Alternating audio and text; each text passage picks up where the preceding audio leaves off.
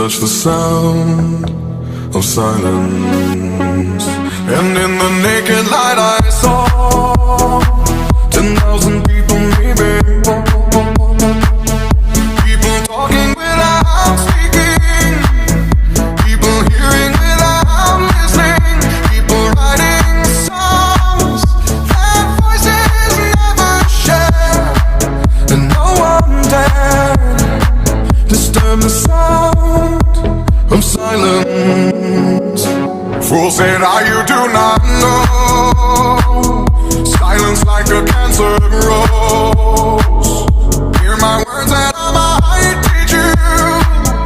Play my arms that I might reach you. But my words, like silent raindrops, fell and echoed in the wells of silence.